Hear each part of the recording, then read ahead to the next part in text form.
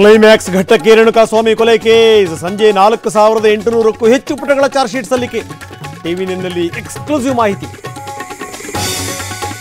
ರೇಣುಕಾಸ್ವಾಮಿ ಕೊಲೆಯಲ್ಲಿ ದರ್ಶನ್ ಪಾತ್ರ ದೃಢ, ಕಿಡ್ನಾಪ್ ಹಲ್ಲೆ ಕೊಲೆ ಯತ್ನ ಸಾಕ್ಷ್ಯನಾಶ ಕನ್ಫರ್ಮ್, ದರ್ಶನ್ A1 ಆಗೋದು ಫಿಕ್ಸ್. ನಟ ದರ್ಶನ್ಗೆ ಚಾರ್ಜ್ ಶೀಟ್ ಟೆನ್ಷನ್, ಬಳ್ಳಾರಿ ಜೈಲಲ್ಲಿ ರಾತ್ರಿ ಊಟ ನಿದ್ದೆ ಬಿಟ್ಟ ದಾಸ, ಒಂದೊಂದು ಕ್ಷಣವೂ ನರಕ. ಮುಡಾ ಕೇಸ್ಗೆ ಮತ್ತೊಂದು ಟ್ವಿಸ್ಟ್, 50-50 ಸೈಟ್ ನೀಡಿದ್ದೇ ಕಾನೂನು ಬಾಹಿರ, ದಿನೇಶ್ ಅಮಾನತು ಆದೇಶದಲ್ಲಿ ಒಪ್ಪಿಕೊಳ್ತು ಸರ್ಕಾರ.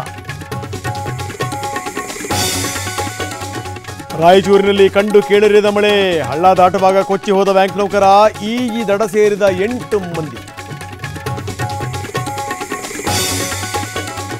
ಮಳೆ ಪ್ರವಾಹಕ್ಕೆ ಆಂಧ್ರ ತೆಲಂಗಾಣ ಅಯೋಮಯ, 30ಕ್ಕೂ ಹೆಚ್ಚು ಮಂದಿ ಬಲಿ, 4 ಲಕ್ಷ ಜನರಿಗೆ ಸಂಕಷ್ಟ, ಸಾವಿರಾರು ಎಕರೆ ಬೆಳೆ ಸರ್ವನಾಶ.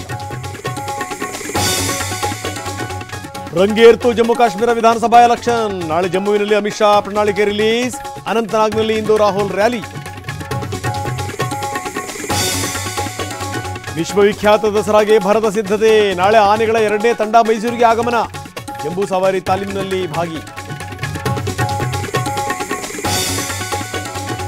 ಪ್ಯಾರಾಲಿಂಪಿಕ್ಸ್ನಲ್ಲಿ ಭಾರತ ಭರ್ಜರಿ ಪ್ರದರ್ಶನ, 20 ಪದಕಗಳನ್ನು ಗೆದ್ದು ಸಾರ್ವಕಾಲಿಕ ದಾಖಲೆ, ಜಾವೆಲಿನ್ ಥ್ರೋನಲ್ಲಿ ಬೆಳ್ಳಿಗೆ ಮುತ್ತಿಕ್ಕಿದ ಅಜಿತ್ ಸಿಂಗ್.